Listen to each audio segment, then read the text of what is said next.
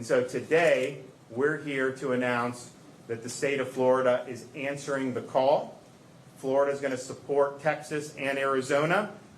We believe that securing the southern border is important for our country, but specifically we believe it'll benefit the people of Florida to be able to get this under control. And so where the federal government has failed, the states are stepping up and doing our best to fill the void.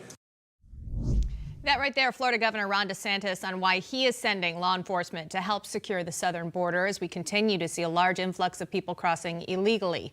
Joining us now, former acting Border Control Commissioner Mark Morgan. Mark, good morning to you. Good morning, Rachel. Now, we're seeing states like Florida, as we just heard, stepping up, trying to stop that large amount of people crossing the border. Do you think other states are going to start to follow Florida's lead? I think so. Look, Governor Ducey of Arizona and Governor Abbott of Texas made their case very well in their outreach to other governors of other states about the unprecedented disaster we have at our southern border because of this administration and their failure to uphold their oath to protect the citizens. Now it's up to the states. The states really are the last line of defense. But Governor DeSantis did a really good job at press conference, Rachel, making the case to the Floridians that, look, what happens at the border does not stay at the border. Mm-hmm. Drugs, crime, human trafficking, human smuggling, all of those aspects that happens at the southern border does not stay there. They make their way into every town, city, and state in this country, including Florida. Right. So how does this reflect on the Biden administration now that we're seeing the governors of Texas, the governor of Arizona asking for help from other states because they're not getting it from the government?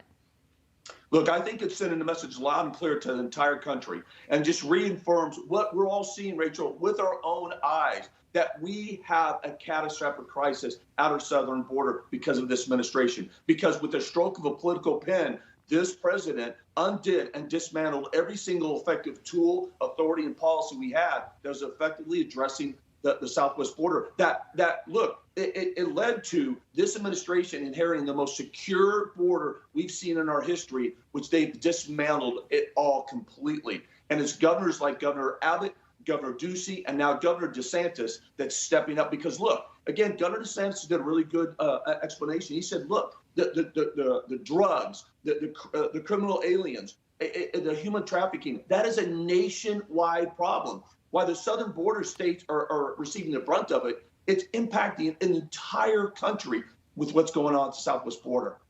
And Mark, former President Donald Trump is going to be going to the southern border on June 30th. Do you expect Vice President Kamala Harris to get to the border before that scheduled visit? The last time she was asked about it, we watched in that Lester Holt interview on Nightly News when she said, well, I haven't been to Europe either, which wasn't really in relation to what the question was. So do you think she'll get there before June 30th?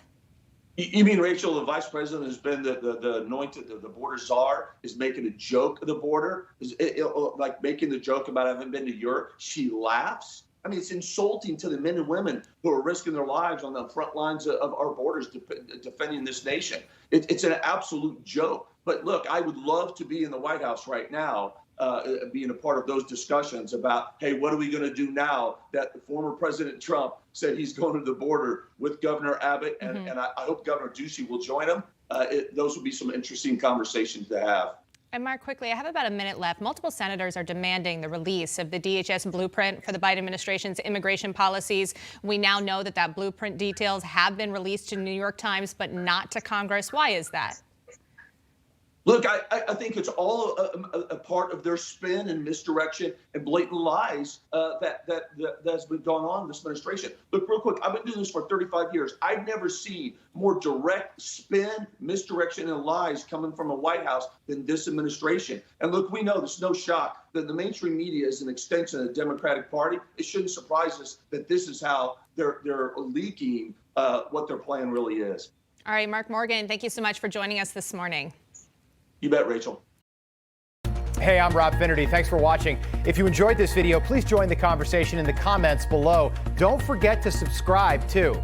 Hit the bell icon to be alerted to breaking news. And remember, there's a whole lot more on Newsmax TV, America's fastest growing cable news network. Newsmax TV, we're real news for real people.